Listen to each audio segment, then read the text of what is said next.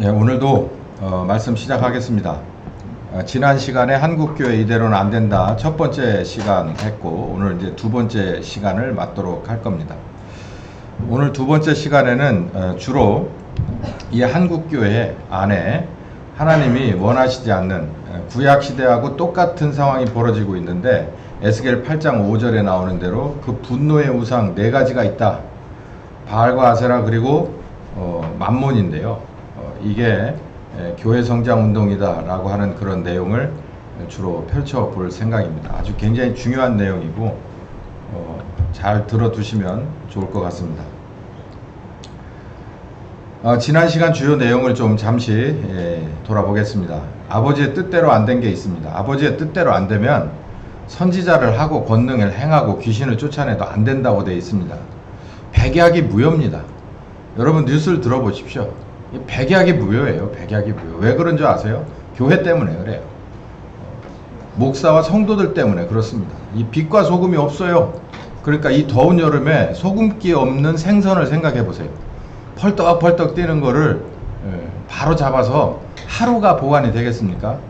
안 되는 거예요. 우리나라의 시작은 정말 하나님 뜻대로 잘 됐지만 뭔가 문제가 있는 거예요.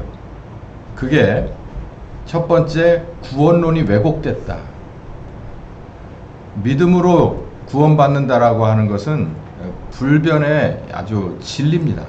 그런데 이 구원론이라고 하는 것을, 이 믿음이라고 하는 걸 내가 원하는 대로 자유자재로 늘렸다 줄였다 해요. 그러니까 이 구원이라고 하는 것도 하나님이 보셨을 때 일정 커트라인이 있을 거란 말이에요. 믿음이라고 하는 것도 하나님이 해석하는 믿음이 있을 거라고. 근데 우리가 생각하는 건 하나님이 원하는 그 기준치에 미달하는 것 아니냐라고 하는 거고, 저는 아니라고 확신합니다. 그래서 지난 시간에 굉장히 숨막히는 얘기를 좀 했죠. 아버지의 뜻대로 안 된 것은 또 있습니다. 이 사역자예요. 사역자는 현재 여러분도 아시다시피 대부분 자기가 뭔가 속에 뜻한 바 있어서 신학교 가면 되는 걸로 되어 있습니다. 신학교는 뭐 제가 잘합니다. 신학교 오래오래 발붙이고 있어서 잘하는데, 그냥 학교 다니고 거기서 결격 사유 없으면, 나중에 특별한 게 없으면 과정 겹치면 목사 안수 받는 거고, 그리고 나면 자기를 좀 도와줄 만한 배경이 있으면 일이 쉽게 풀리는 거고, 그렇지 않고 없다면 뭐 저처럼 바닥에서 시작하는 건데, 요즘 여러분 주변을 돌아보세요. 교회가 개척하는 간판을 보신 적 있습니까? 있던 것도 없어지는 게 더 많잖아요. 그건 뭐 현실이 그렇습니다. 아버지의 뜻대로 안 된 거다, 이게 사역자. 지금 우리가 가지고 있는 이 시스템은 우리로서는 최선인지 모르지만 결과가 이게 잘못됐다는 것을 보여주고 있다. 뭐 신학교도 마찬가지입니다. 뭐 요 얘기는 제가 깊게 해서 뭐 여러분 뭐 일명 평신도 분들이 이거에 대해서 깊게 알으셔봐야 뱃속만 불편하고, 아 내가 여기까지 그걸 믿고 그렇게 따라오고 신뢰했다는 것 자체가 여러분 허망해지니까, 이거는 사역자 반열에서 언젠가 하나님이 뒤에 엎을 거라고 저는 생각을 해요. 문제가 있습니다. 오늘은 두 번째, 이 바로 이 분노의 우상을 섬기는 바로 요 문제를 좀 얘기를 할 건데, 구원론 얘기는 했고요. 에스겔 8장 5절 미만에 보면은 에스겔 8장 전체가 예루살렘 안에 이렇게 하나님이 보실 때 이 멸망받을 수밖에 없는 이유가 이 안에 성전 안에 그득한데, 이걸 좀 봐라. 그래서 에스겔에게 현실적으로 이렇게 보여준 있는 걸, 이 성전을 본 게 아니라 하나님의 관점에서 성전의 이면을 꿰뚫어 본 장면, 환상이라고 하죠. 그 환상이 기록된 게 에스겔 8장인데 결국은 이 요건 때문에, 이 잘못 때문에 남유다는 멸망합니다. 북이스라엘도 마찬가지지만요. 근데 하나님의 성전 안에 이렇게까지 하나님이 싫어하시는 요소가 아주 뿌리 깊게 박혀 있다니 라고 하는 걸 우리가 알 수 있습니다. 여러 가지가 있는데 그 중에서 바알과 아세라 그리고 맘몬이에요. 맘몬은 돈을 말합니다. 돈신. 그러니까 바알과 아세라 그리고 맘몬은 세 개가 같이 일맥상통하는 거거든요. 우리는 그냥 그걸 세 개를 다 합쳐서 맘몬이라고 보면 돼요. 재물신, 돈신입니다. 에스겔이 환상을 봤습니다. 예루살렘 성전을 이렇게 하나님의 눈으로 이렇게 띄워주셔서 하나님의 시점에서 이렇게 내려다 보니까 4가지 아주 하나님이 보셨을 때 용서할 수 없는 죄악이 있는데, 우리가 지난번에 4가지를 다 자세히 한번 훑어봤죠. 8장 5절에 바알과 아세라 신이 있습니다. 이거는 가나안 지역의 토속신이라는 거예요. 사실 이스라엘 사람들에게 있어서 이 가나안 지역은 어떻게 보면 이민 온 겁니다. 이민. 어디서부터 이민을 왔느냐면, 처음의 시작은 물론 뭐 처음의 시작이야. 그러나 이들은 어디에서부터 이렇게 잔뼈가 굵었냐면 이집트, 애굽에서부터 그 화려한 문명에서 비록 노예의 신분이었지만 이 사람들은 무엇을 맛보기 시작했냐면 떠돌아다니는 베두인이 아니라 이렇게 유목, 이렇게 양의 뒷공둥이를 따라다니면서 소의 뒷공둥이를 따라다니면서 그들의 의지해서 먹고 사는 이런 식의 삶이 아니라 지금으로 보면 뭐 뉴욕이라고 할까요? 뭐 런던이라고 할까요? 프랑스라고 할까요? 이런 문화권의 중심지였던 이 이집트에서 월급쟁이로 400년을 길든 사람들이에요.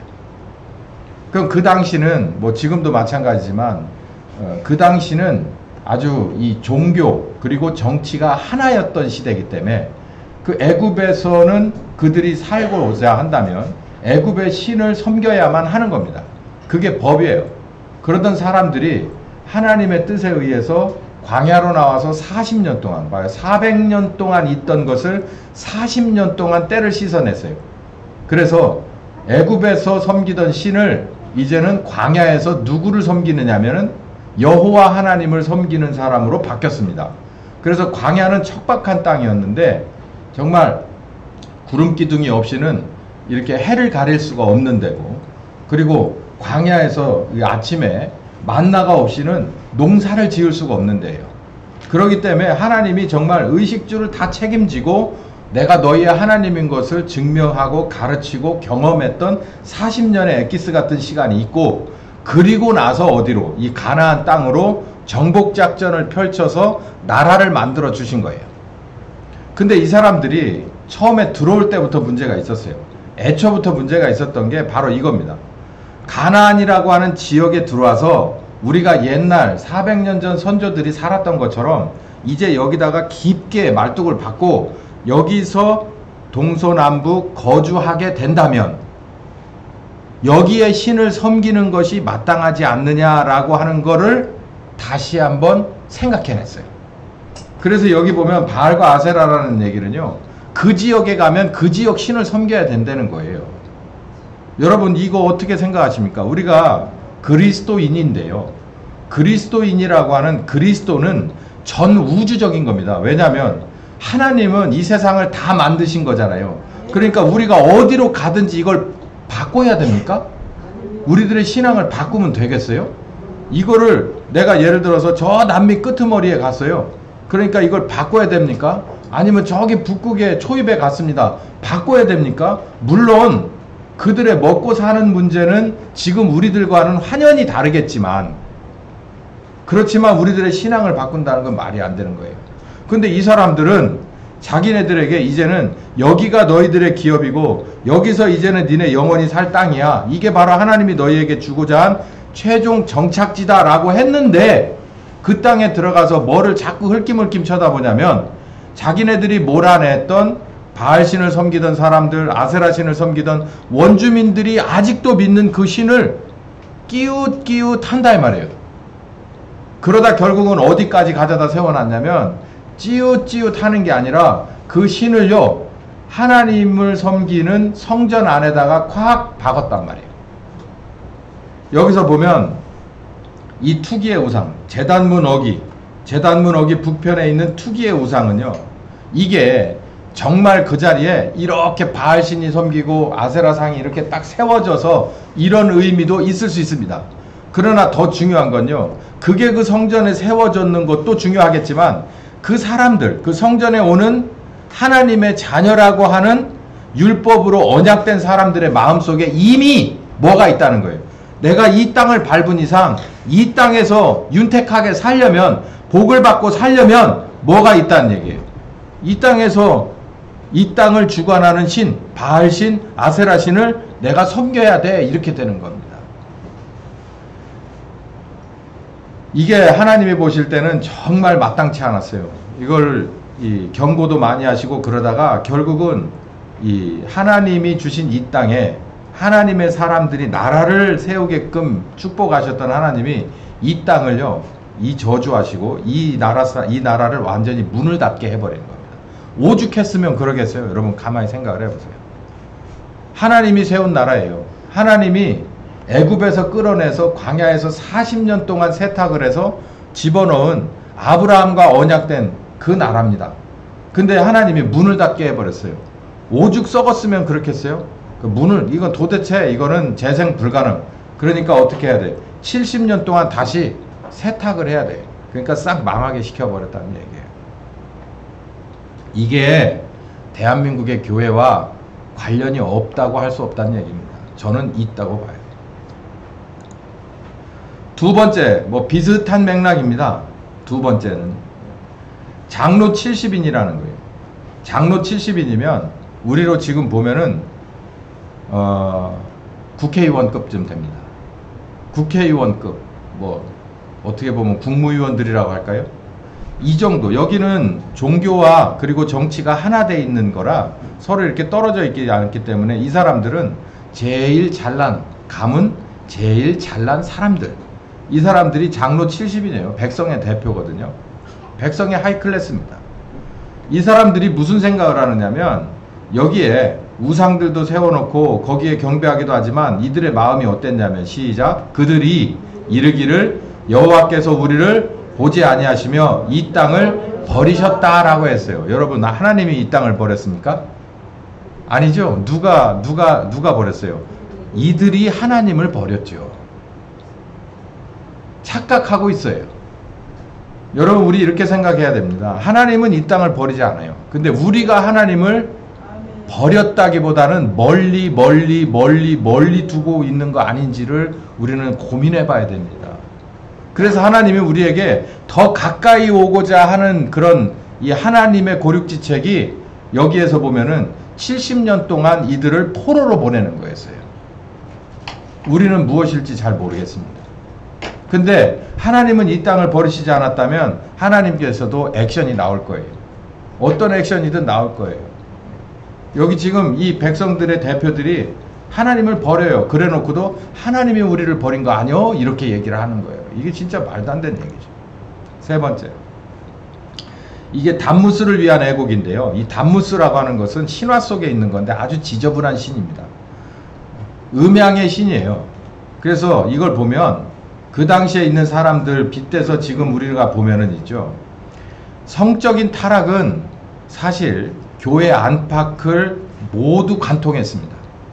이게 아주 이렇게 뭐랄까요, 가려져 있는 개인 프라이버시 중에서도 아주 저기 하기 때문에, 여러분 혹시 그거 아십니까? 그 가나안 정복 작전에서 아이성을 정복할 때 아이성을 정복을 못했습니다.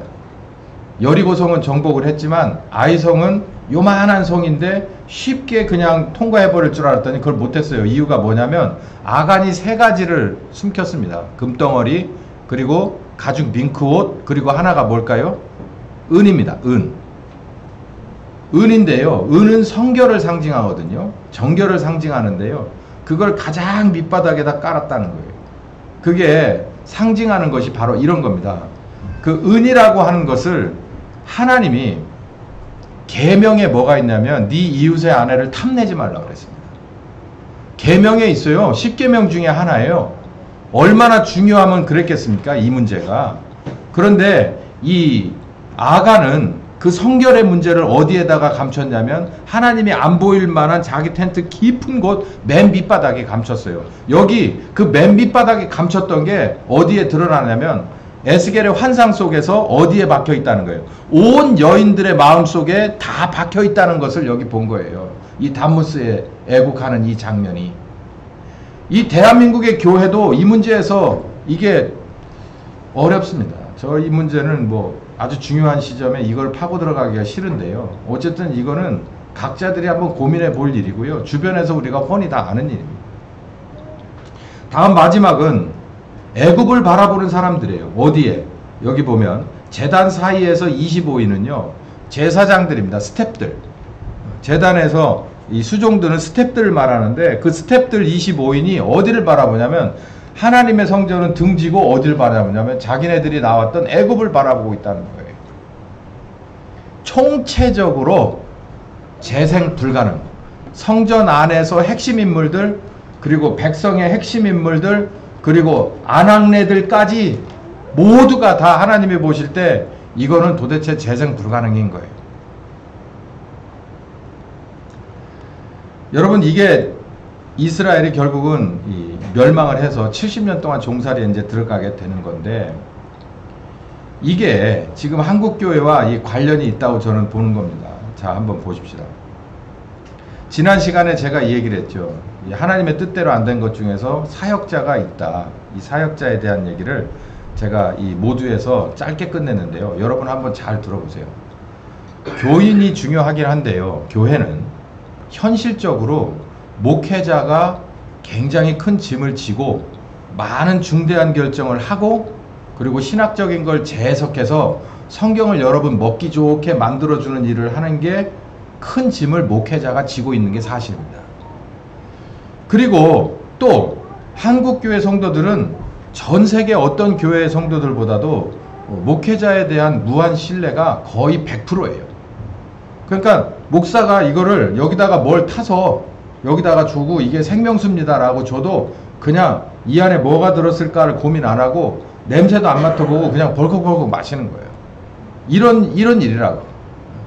그냥 무한 신뢰. 아, 우리 목사님. 그게 잘못된 건지 잘된 건지 이게 참 고민스러운 시점입니다. 잘 한번 보십시오. 사역자의 이 권한이 이마만큼 큰 게 이 한국교회인데, 이 사역자가 하나님의 뜻대로 제대로 세워졌다면 이 권한이 정말 협력해서 선을 이뤘을 거라는 거예요. 근데 사역자들이 하나님의 뜻대로 세워지지 않았어요. 근데 이걸 뭘로 제재할 수는 없냐면 현재 있는 교단법으로는 제재할 수 없다는 거예요. 근데 하나님의 뜻하고 이게 맞지 않는 것이다. 뭘 도대체 당신 무슨 얘기하고 싶은 거냐? 들어보십시오. 우리가 나라적으로도 그렇지만요. 목회자 한 사람이 신학교를 다니는 것만 해도 쉬운 일은 아닙니다. 뭐 그 과정에서 있는 일들 굳이 알려하실 필요는 없습니다. 그러나 다녔던 4년제 대학 플러스 3년제 대학원을 더 해야 되는데 이건 장학금이 나오잖아요. 본인이 알아서 그 돈 다 해야 되는 거고, 그리고 전도사의 박봉을 거치면서 3년, 최소한 3년에서 5년 정도를 실습을 해야 합니다. 그리고 시험을 보고 과정을 통과해서 인터뷰하고 목사 안수를 받게 돼요. 이제 거기서부터 이제 우리 교단은 그렇게 목사를 안수, 이제 목사로서 이제 출발을 하게 되는데 비교적 쉬운 편입니다. 한계에 다다릅니다. 한계. 공부를 할 때도 마찬가지고 목회를 시작할 때도 한계예요. 그러니까 공부를 할 때는 자기가 퇴직금도 있고 주변에서 도와주는 사람이 있어서 됐다 치고, 목회를 시작할 때 여기 대부분은 저하고 우리 하나침례교회 시작할 때 멤버들이니까 한계에 다다릅니다. 무슨 한계요? 교회를 운영하는 운영비보다도 자기 생활을 유지하는 운영비가 그때 가서 한계에 부딪혀요. 그러니까 교회를 개척한다 그러면 자기 부모부터 시작해서 외부에서 많이 도움이 있어요. 그래서 한 달에 얼마 정도 이렇게 통장에 찍히는 돈이 있습니다. 제가 현실을 말씀드리는 거예요. 근데 개척하는 사람이 사례비가 한 달에 뭐 300만 원, 500만 원 이렇게 딱딱 찍힙니까? 없잖아요. 그럼 교회를 운영하는 것도 있고 자기 가정도 생활을 해야 되잖아요. 그러면 당장 무슨 한계가 오겠어요? 생활비 한계가 오는 거예요. 생활비 한계. 이거 어떻게 극복할 겁니까? 봐요. 한계에 다다르죠. 누구나 합니다. 누구나 한계에 다다라요. 그러니까 이걸 피하려고 온갖 이제는 이 잔수가 동원이 되는데, 스탠다드로 가다 보면 반드시 한계에 도착을 해요. 거기에 딱 다다들면 이걸 어떻게 해결해야 될까? 해법을 찾을 거 아니에요. 뻔하잖아요. 내 도움이 어디서 오나 하고 이렇게 두리번 하면서 찾습니다. 그러면 어디서 올까? 여러분 어디서 옵니까? 응? 하나님에게서 오죠? 너희는 먼저 그의 나라와 그의 의를 구하면 하나님이 뭘 채워줄 거다. 다 채워줄 거다. 그래서 우리 선배 목사들은 전부 제단 밑에 엎어졌습니다. 무릎이 낙타 무릎 되도록 기도했어요. 그리고 여기 이게 헤어질도록, 그리고 구두굽이 다 없어질도록 뭐 하러 다녔어요? 전도하러 다니고 신방 다녔어요. 그렇게 해서 뚫어내려고 했어요. 그게 바로 그의 나라와 그의 의를 구하는 방법이라고 생각했습니다. 저는 그게 잘됐다 잘못됐다라고 말하고 싶진 않아요. 그 시대에 그 우리 선배 목사들이 그렇게 했던 거 존중합니다. 그런데 그게 저의 세대 딱딱 쳤을 때, 제가 교회를 개척한 게 2005년이었거든요. 90년대 말이나 2000년대 초에 개척을 했다고 치고, 그때는 대부분 구두굽시 달면서 이게 무릎이 낙타 무릎 되면서 기도로 뚫어내려고 하는 목사들 별로 없었어요. 거의 없었습니다. 그러면 어떻게 될까요? 그 어마어마한 그 생활비의 파도를 다 온몸으로 이걸 다 맞습니다. 누가요? 사모가. 대부분 사모가 맞아요. 거기서부터 골병이 들기 시작을 해요.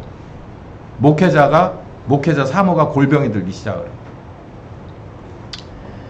그래서 극에 달하잖아요. 나는 못 먹고 살아도 돼요. 뭐 내 와이프도 마찬가지고, 나는 담임 목사니까 담임 목사라고 하는 직함에 취할 수 있고, 아내는 그냥 사모니까 남편 따라갈 수 있어요. 근데 이 애들은 어떻게 할 거예요? 이 애들은 학원도 보내야 되고 옷도 사입혀야 되고, 우리 때만 해도 브랜드 옷 이런 거 신경도 안 쓰고 살던 세대예요. 근데 요즘은 애들 보니까 나보다도 좋은 거 신고 다니고 나보다도 좋은 티 입고 다니고 그러더라고. 근데 부모들이 다 그렇게 하려고 해요. 그 목사들은 안 그래요? 그거 따라가고 싶죠. 그거 못 따라가면 거기서부터 이제 가정에서 불화가 생겨요. 무슨 얘기 하려고 심란한 얘기 다 꺼내느냐. 그거 해결하는 비결을 찾지 못하면 목회하면 안 됩니다. 왠 줄 아세요? 거기서 자칫 잘못하면 뭐에 손대냐면 똥에 손을 대요. 똥에 손을 댄다고. 여기를 잘 들으셔야 돼요. 목회자로 세워질 사람은 반드시 돈이라고 하는 권세를 이겨먹을 방법을 배우지 않으면 목회 시작하면 안 돼요. 여러 사람 작살납니다. 일단 배우자가 작살나고요. 애들이 완전히 삐뚤어져요. 목사 가정이 삐뚤어지는 건 다 목사 책임입니다. 그걸 어디다가 돌리게요? 아니 본인이 본인 가정도 책임 못 지면서 남의 가정을 어떻게 하려고요? 저는 그렇게 굳게 믿어요. 그러니까 목사로 안수받기 전에, 혹은 안수받았어도 교회를 개척해서 교인들이 내게 딸리기 전에 내가 먼저 내 가정에 젖을 줄 수 있고 돌볼 수 있을 만한 근육이 생겨야 되지 않겠습니까? 뭐를 들지 않고, 바알과 아세라를 끌어들이지 않고, 만몬신을 끌어들이지 않고, 그럴 수 있어야 되지 않겠어요? 그렇지 않으면 하나님이 보내겠어요? 여러분이 하나님이라고 입장을 바꿔놓고 거기에다가 교인을 붙여주겠습니까? 뭐 하라고? 사꾼인 줄 뻔히 아는데 거기다 붙여주겠어요? 얘가 먹고 살기 힘들어지면은 하는 짓이 뻔하겠구나라고 알면 하나님이 살아계신데, 그래도 네 알아서 한번 교인 해봐라. 그리고 1000명, 2000명, 막 3000명 이렇게 보내주겠어요? 하나님이 어떤 분인데? 이렇게 얘기하잖아요. 한 영혼을 뭐보다 귀하게 생각한다고. 천하보다 귀하게 생각하는 영혼을 제대로 자기가 알아서 어려움에 한계를 극복할 줄 모르는 목사에게 보내준다는 게, 그게 하나님 이 논리가 성립이 돼요? 그래서 하나님 뜻대로 안 됐다는 거예요.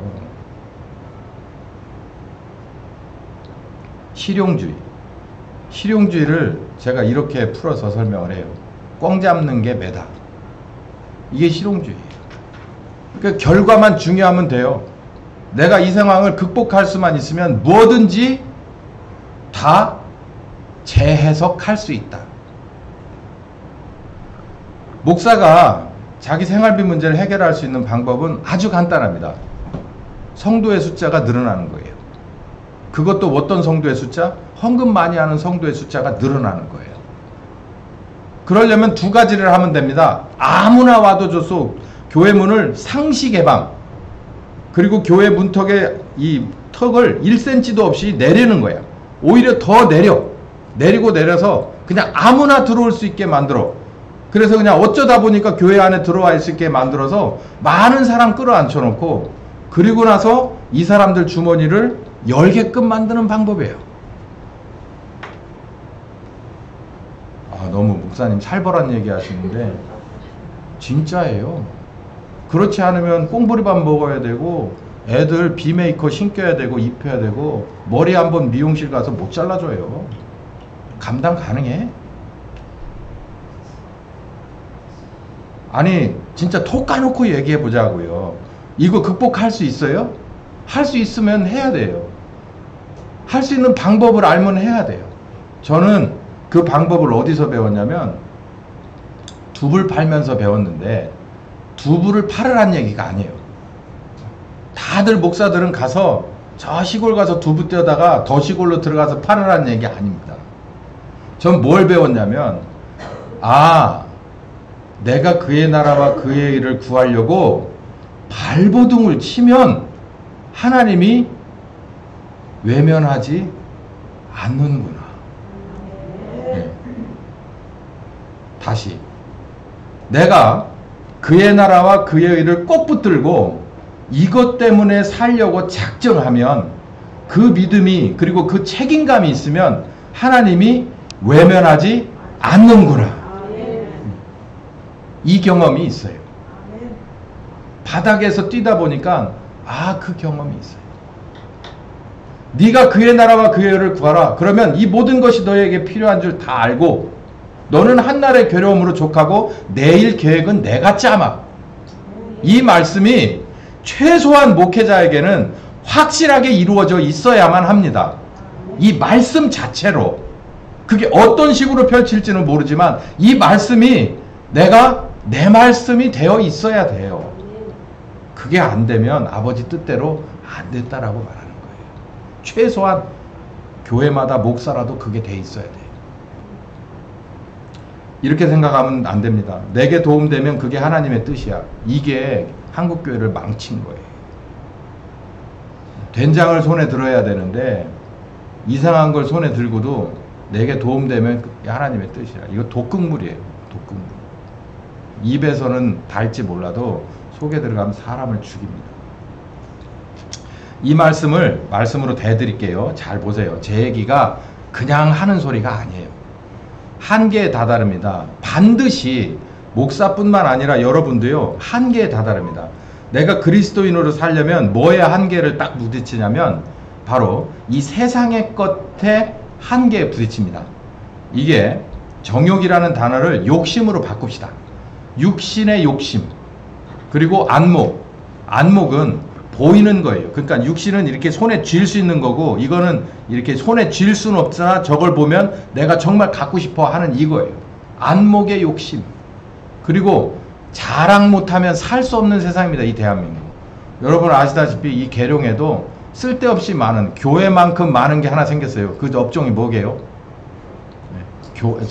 커피숍입니다. 예. 커피숍 어마어마하죠. 교회만큼 많아요. 진짜. 세볼까? 교회만큼 많고 가만히 보면 굉장히 넓고 좋습니다. 옛날엔 교회 안에서 이런 걸 만들더니 이제는 완전히 자기네들 세상이 돼, 커피 세상이 돼버렸어요. 뭐 하는 데인 줄 아세요? 자랑질. 예, 거기 들어가 보세요. 자랑질 하려고 모이는 데입니다. 사람은 이 세 가지 본능이, 세 가지 욕심이 있어요. 내가 물건에 관한 욕심이 있고요. 그리고 보이는 내 상상력의 욕심이 있습니다. 그리고 자랑하지 못하면 하루도 견딜 수 없는 사람. 특히 대한민국 사람들 이거 만만치 않습니다. 이 한계에 다다르는데 내 이 육신의 욕심이 다 필요 없고 그의 나라와 그의 의. 할렐루야. 잘 안 돼요. 내 안목의 욕심이 보이지 않는 하나님과 그의 나라와 그의 거룩하신 뜻. 할렐루야. 예. 이게 여기서부터 팍. 그러면 이제 나는 자랑할 것이 하나도 없고 난 누구만 자랑해야 돼요? 예수님만 자랑해야 돼요. 어라 그러니까 완전히 바닥으로 추락하는 거예요. 이게 세상의 것이에요. 우리는 세상의 것이 이건데 내 육신의 욕심, 안목의 욕심, 그다음에 자랑질하는 건 이재미로, 이 본능으로 사는 건데 이거를 싹 갈아엎어 버려야 돼요. 이게 바로 세상과 등지는 건데 이게 쉬운 일이 아니고, 먹을 것, 마실 것, 입을 것 때문에 사람은 절대 양보하지 못합니다. 아무리 가까운 사이라도 이거 양보 못해요. 이거 아무리 가까운 친척이라도 내 먹을 것, 내 마실 것, 내 입을 것, 내 자식 먹을 것, 내 자식 입을 것, 내 자식 뭘, 이거 절대 양보 못하거든요. 근데 뭐라 그래요? 이거 구하지 말고, 이게 이방인 따라가지 말고 뭘 구해라? 하나님의 나라와 하나님의 걸어가신 뜻을 구해라. 이게 받아들여집니까? 한계에 다다르죠.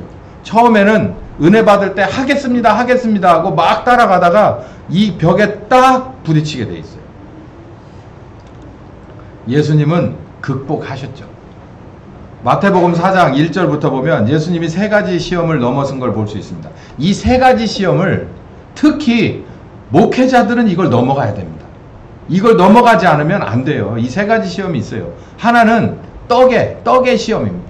아까 말씀드린 육신의 정욕, 육신의 욕심이에요. 아니, 배고프면 가장 생각나는 게 뭐예요? 하나님의 나라와 하나님의 뜻이 생각나는 게 아니라 어떻게든 떡이 생각나는 거예요. 왜냐하면 내 육신이 완전히 바닥이니까 육신을 채워줄 만한 것이 내게 가장 우선순위가 되는 거예요. 그런데 그걸 바꿔버린 예수님이에요. 바꿔버린 예수님. 이런 거예요. 이렇게 생각하면 쉽습니다. 내가 이 떡을 먹어서 배불러서 이 고비를 넘어갈 수는 있어. 목회자로서 내가 이걸 복음을 조금 변조하고 이렇게 하면 안 되는 것을 조금 되게 만들어서 이 고비를 넘어갈 수는 있어요. 그러면 그게 해결이 됩니까? 다음번 고기에 똑같은 것이 또 와요. 잘 들으셔야 돼요, 여러분. 여기 예수님이 멍청한 방법을 쓴 게 아니고 지혜로운 방법을 쓰신 게 뭐냐면, 내가 지금 이 돌을 떡으로 만들어 먹어. 여러분, 돌을 떡으로 만들어 먹는다는 게 일반적인 방법인가요? 아니죠. 하나님의 권세와 능력으로 돌을 떡으로 만들어서 육신을 살릴 수 있는 길을 선택을 하면, 목사는 이거 다 압니다. 이게 무슨 얘기인지. 그렇게 되면 그 문제가 해결돼요? 내 육신의 문제가, 내 육신의 고달픔이 해결됩니까? 야, 잘 모르시는구나. 제가 티코도 없을 때 티코 하나를 사달라고 하기 위해서 교회 재직들이나 뭐 이런 것들을 내가 원하는 집사를 재직에 넣고 장로를 하나 세워서 내가 티코를 샀어요. 그래서 티코를 끌고 다녀. 그러면은 한 3년 지나면 그 티코가 이제 뭘로 보이는 거예요? 경운기로 보여. 내가 경운기 타고 다닌다는 거예요. 그럼 뭘 타야 됩니까? 다음 차가 있죠. 다음 차가 있죠. 사람의 육신의 욕심은 한계가 없어요. 한계가 없어. 내가 한번 단추를 잘못 끼면 이 문제로 딱 끝나는 게 아니에요. 다음 게 또 오면 더 많은 것을 양보해야 되고 뒤로 물러서야만 되는 겁니다. 여기 예수님은 절대 물러서지 않았어요. 야, 하나님의 입에서 나오는 말씀으로 그 오더로 사는 것이 하나님의 방법이야 라는 것을 알려준 거예요. 여러분, 하나님이 목회자한테 차 필요한 거 모르실까요? 하나님이 목회자한테 판공비 필요한 거 모르실까요? 하나님 다 알아요. 다 알아. 그 아들이 여기 와서 체험 다 했다니까. 다 했기 때문에 알아요. 뭐가 필요한지 알아요. 그런데 뭘 보는 거예요, 목회자한테? 네가 육신에 필요한 것이, 당장 급한 것이 있어도 뭐가 명령 나올 때까지, 하나님의 입에서 명령이 나올 때까지 기다리는 놈인지 좀 보자, 이 얘기예요. 하나님 다 알아요. 다 알아. 여러분, 쟤들 보세요. 쟤들이 뭐 필요한지 다 압니다. 얘들이 뭐 필요한지 안 쳐다봐도 알아요. 지금쯤이면 배고프겠네. 지금쯤이면 졸리겠네. 화장실 안 갔을 텐데 다 알아요. 그런데 일단 놔두고 봐요. 뭐 하나를. 얘들이 나를 믿고 따라오는지, 의지하는지, 순종하는지 봅니다. 그게 현명한 부모예요. 하나님은 얼마나 현명하신 분인데 우리의 필요 다 안다고 그랬어요. 이쯤 되면은 자전거 타고 목회 못 하겠는데요. 그래도 걸어 다니는 것보단 낫지. 옛날에 저 어렸을 때 어떤 목사님 자전거 타고 있는데 걸어 다닐 때도 있었어. 그러다 교회 봉고차 생기더라고. 하나님 다 하십니다. 하나님이 하시는 거예요. 하나님이 앞서 나가게끔 내 필요한 것을 기도할 뿐이지 기다리는 거예요. 이게 멍청한 방법 같지만 하나님이 하시는 방법이 가장 확실하고 부작용이 없는 방법이에요. 예수님은 그걸 보여주신 겁니다. 이 세 가지가 다 그래요.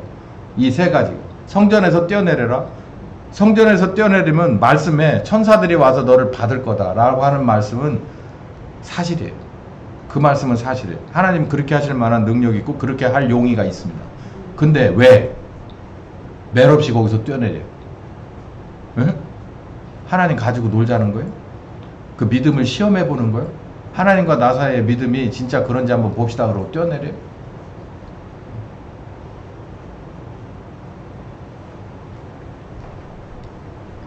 이 세상의 모든 영화를 보고 경배만 하면 내가 이걸 다 줄게. 여러분, 이 세상의 모든 영광이 사탄 거 맞습니까? 네? 여러분, 이 세상의 영광이 사탄 거 맞아요? 거짓말이에요. 사탄이 어떻게 이 세상의 모든 영광이 지 거라고 얘기합니까? 거짓말이에요. 이 세상의 모든 건 누가 만들었어요? 하나님 거예요. 그러니까 그 영광은 모두 누구 거가 맞아요? 하나님 거가 맞죠. 근데 왜 사탄이 저한테 경배를 하래요? 사탄은 거짓말 하는데 완전히 구단입니다. 이 모든 영광은 하나님의 것이에요. 하나님의 뜻대로 이루어져서 그 영광이 하나님께 올라가는 것이 맞습니다. 근데 왜 그거를 사탄이 중간에서 나한테다가 준다고 합니까? 거짓말이에요. 여기 그냥 일거에 물리쳐봐요. 사탄아 물러가라. 그냥 한마디로 이 거짓말쟁이 안 속아 임마, 이 말이에요. 이걸 배워야 돼요. 이걸 하나님의 뜻은 이걸 배우라고 하는 거예요. 목회자 보고 이걸 배우라고 하는 거예요. 섣불리 주신 말씀을 꼭 붙들고 이 말씀이 진리면 여기에 타협 없이 걸어가는 네 모습을 좀 보자 이거예요. 그래야 내가 너한테 젖먹이들을 맡길 거 아니냐, 양무리를 맡길 거 아니냐 이 얘기인 거예요.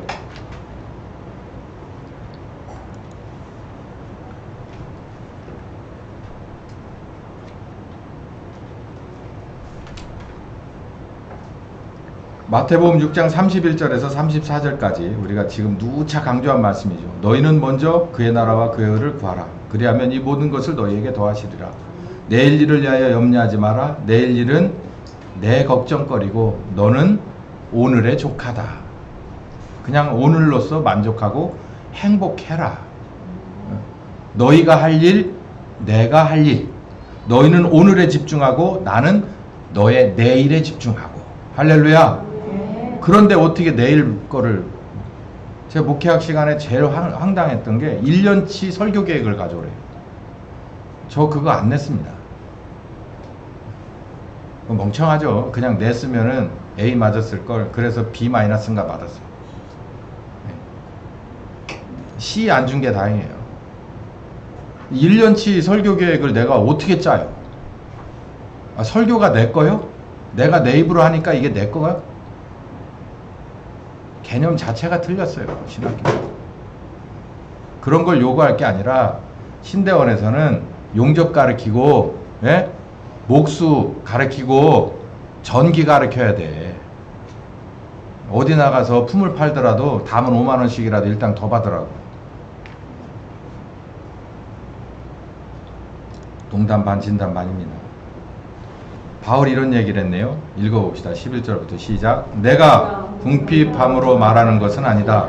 어떤 형편이든지 내가 자족하는 법을 배웠노니 내가 비천에 처할 줄도 알고 풍부에 처할 줄도 알아. 모든 일에 배부르며 배고픔과 풍부와 궁핍에도 일체 무엇을 배웠다? 비결을 배웠다. 그러면서 그 말씀, 내게 능력 주시는 자 안에서 내가 모든 것을 할 수 있느니라. 근데 여기서 우리는 뭐만 떼어가지고 간다고요? 13절 말 똑 떼어가지고 가요. 예? 개업하는 집에다 요거 붙여줍니다. 부자 되라고. 택도 없는 소리지. 자족하는 걸 배우라는 거예요. 이 자족은요, 이게 아니에요. 청빈납독. 불교에서 저기 암자에 들어가서 그 자족하는 것을 배우는 수행승을 말하는 게 아니에요. 제가 아까 얘기했죠. 비천에 처할 줄도 알고 풍부에 처할 줄도 알아야 돼요. 우리는 비천에 청할 줄만 아는 것은 세상에서 불교에서 말하는 청빈입니다. 그런데 우리는 풍부에 처할 줄도 어라? 이건 얘기가 좀 다르네. 풍부에 처하는 비결은 뭐고 비천에 처하는 비결은 뭘까요? 그리고 자족은 야 오늘 한 숟가락 먹었으니 안 먹는 것보단 낫지 반 숟갈보다는 낫지 이게 자족이 아니에요. 제가 아까 말씀드렸죠. 하나님이 이 모든 것을 알아요 몰라요? 내 지출 필요성을 알아요 몰라요? 알아요. 아신다고. 그러면 내가 이걸 기도를 해도 되고 안 해도 됩니다. 다 알아요. 그러면 하나님이 하나님의 방법에 따라서 순서와 절차에 따라서 이걸 뭐 할 거라는 거예요? 결제할 거라는 거예요. 결제. 근데 우린 이렇게 생각해요. 이게 정말 도덕농 신본 게 하나님이 뭔가 이걸 결제를 하시면 어떻게 하실까? 그걸 이렇게 생각해요. 내가 아무것도 안 하고 무엇인가 까마귀가 물어오든지 아니면 로뎀나무 밑에서 종들이 갖다 바치든지 이렇게 해서 올 줄이라고 생각을 하는 거예요. 저는 그렇게 생각하지 않아요. 이렇게 주실 수 있습니다. 저는 이렇게 주시는 기회가 더 많다고 보는데 제가 만약에 뭔가가 필요해요. 그러면 옛다 돈보따리 그러고 탁 던져줄 수도 있어요. 그러실 수도 있어요. 근데 혹시 이렇게 주시면 어때요? 네가 이것 좀 하면 안 되냐? 그래서 투잡거리를 주면 가만히 계산을 맞춰보니까 내 필요한 거하고 그 한 달 일당이 딱 맞네? 그러면 그게 하나님의 응답일까요? 아닐까요? 저는 응답이라고 확신했습니다. 그게 응답이라고 확신했어요. 내가 그 일을 함으로 인해서 내가 필요한 것이 내게 들어오더라는 거예요. 그러면 목회는 어떻게 해요? 여러분 목회 됩니다. 예, 투잡, 쓰리잡을 떼어도요 목회는 됩니다. 왜 그럴까요? 설교 준비를 안 해요. 내가 설교 준비를 일주일 내내 고민할 필요가 없어요. 누가 준비해서 줘요? 하나님 준비해서 딱 갖다 줘요. 딱 던져줘. 이거 경험 없으면 목회 못해요. 설교 내가 만들면 목회 끝난 거예요. 그 다음부터는. 아니 강신무가 자기 섬기는 그 장군님이 뭐 주지 않으면 그냥 그건 딱 끝나는 거야. 그냥 원래 원위치로 돌아가야 돼. 딸랑이 내려놓고 가야 된다고. 목사가 성령께서 주시는 말씀이 탁탁 꽂히는 말씀이 없으면 그만둬야 돼. 그만두라는 거예요. 너 다 썼다 이 말이죠. 투잡을 뛰어도 쓰리잡을 뛰어도 새벽에 들어와서 잠깐 쪽잠을 자고 아침에 일어나서 주일날 설교를 해도 오히려 더 강력한 말씀이 나옵니다. 그게 왜일까요? 제 육신이 피곤한 것 그거 다 아십니다. 그러니까 말씀이 더 강력하게 나오는 거예요. 그 빈자리를 깨우는 거예요. 이걸 경험해야 돼요. 해병과 특전사는 우리나라 국군에 있어서 최고범입니다. 이 사람들은요 항상 지옥주간이 있어요. 지옥주간. 수면도 식사도 그리고 훈련도 아주 극한 상황에 몰아붙입니다. 이틀 3일 거의 일주일을 잠을 안 재워요. 전쟁하면서 잘 수 있습니까? 못 자죠. 밥도 아주 극소량만 먹입니다. 특전사들 혹석이 홍학 왜 이렇게 추운데 옷 다 벗고 물속에는 왜 들어가는 거예요? 전쟁을 하다 보면 겨울에 물속에 들어갈 일도 있는 거예요. 여름에 더워도 그 모기 틈에도 잠복해서 24시간 동안 안 움직이는 때도 있는 거예요. 어떻게 8시간 근무하고 쉬는 것처럼 그렇게 하는 전쟁이 어디 있는 거예요? 그 훈련 다 하는 거예요. 왜요? 남들보다 이 사람들은 할 일이 더 많은 사람들이에요. 임무가 과중하기 때문에 그만큼 훈련을 시키는 거예요. 우리가 특히 목회자가 이 훈련을 안 받아가지고 되겠습니까? 안 맡겨요. 절대 안 맡깁니다. 저 같아도 안 맡겨요. 안 맡겨. 맡길 수가 없어요. 어떻게 믿고 맡겨? 얘는 잠 잘 거 8시간 이상 안 자면 도대체가 한 이틀만 안 재우면 잠을 못 자가지고 그냥 지가 몸이 안 되는 애를 어떻게 해? 몸 문제만 생기면 그냥 먹는 것 걱정 때문에 아무것도 못하면 그거 어떻게 맡겨요? 맞다고 하잖아요. 저 어린애가 맞다고 하잖아요. 정말 맞아요. 어떻게 키워요? 어떻게?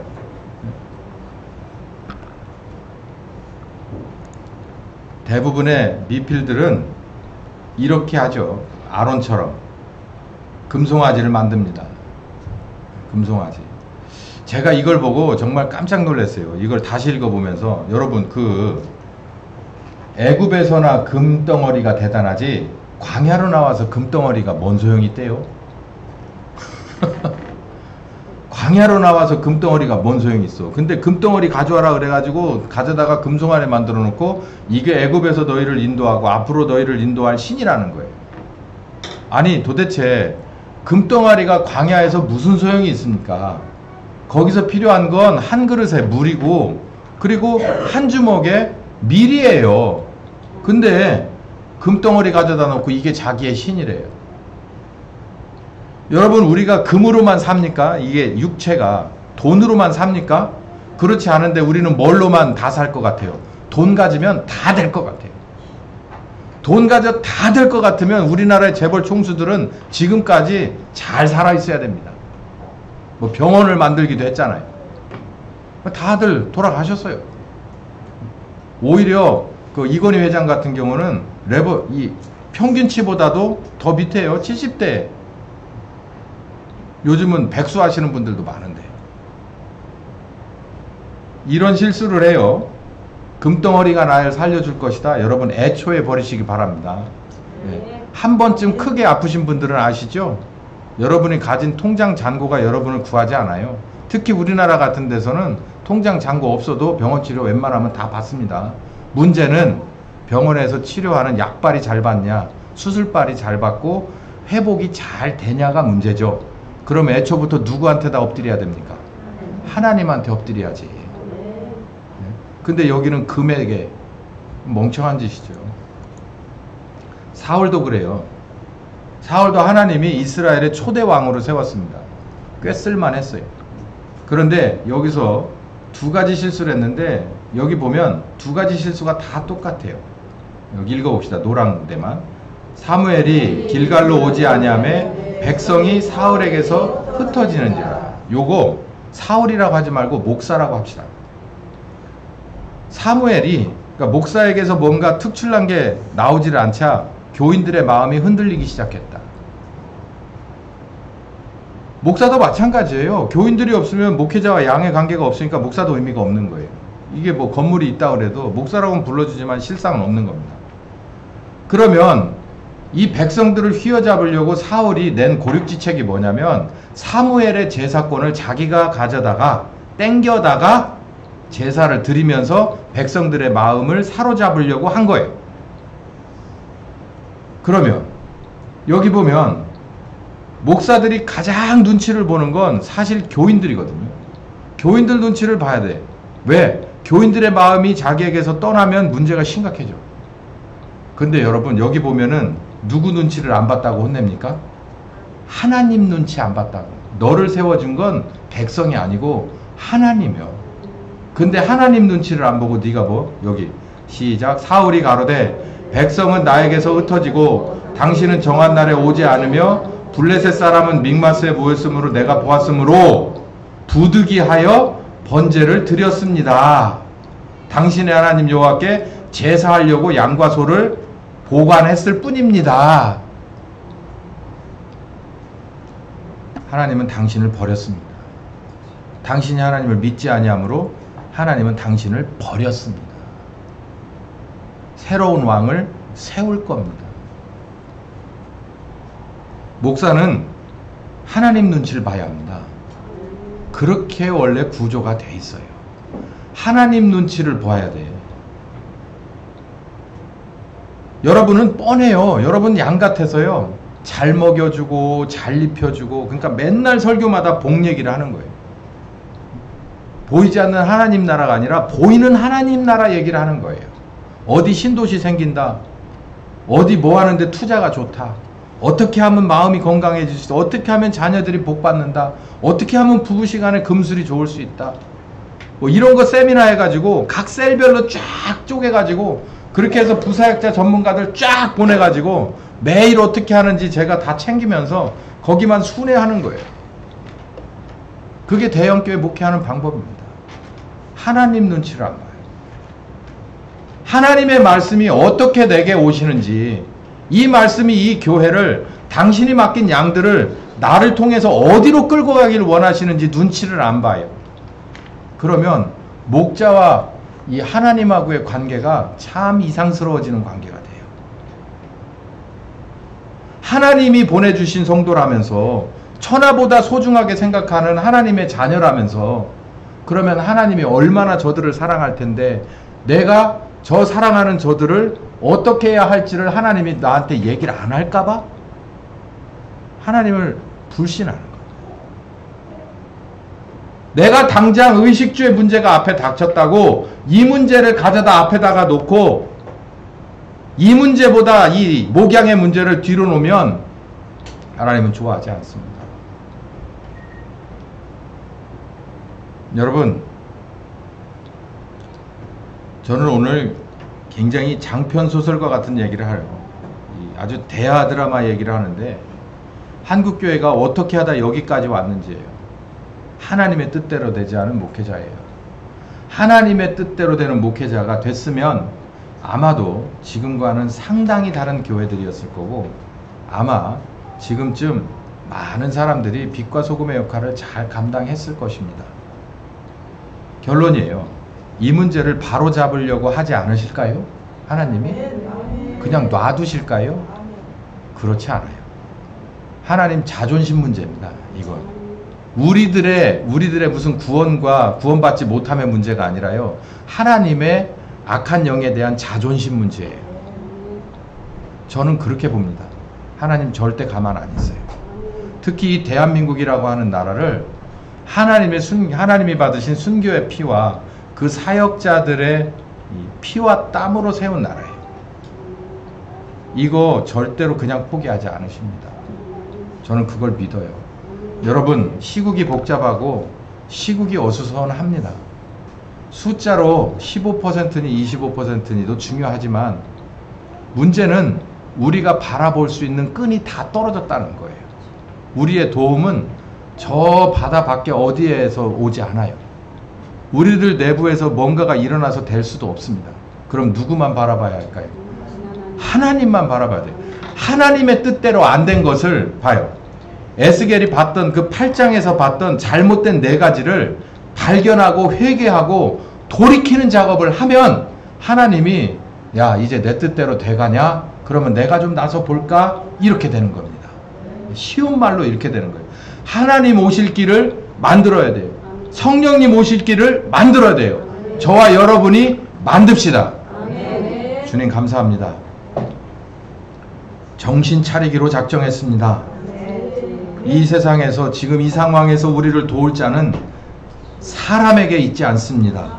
이 세상에 어떤 권세와 능력 하에 있지 않습니다. 하나님의 손에 달렸습니다.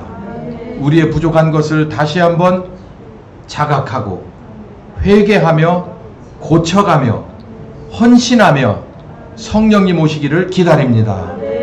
지금은 우리 주 예수 그리스도의 은혜와 아버지 하나님 극진하신 사랑하심과 성령님 교통하시는 역사가 주님 오시기를 간절히 빌고 원하며 끝까지 따라가기로 작정하는 한 심령들 위해 함께 하시기를 예수님의 이름으로 축원하옵나이다.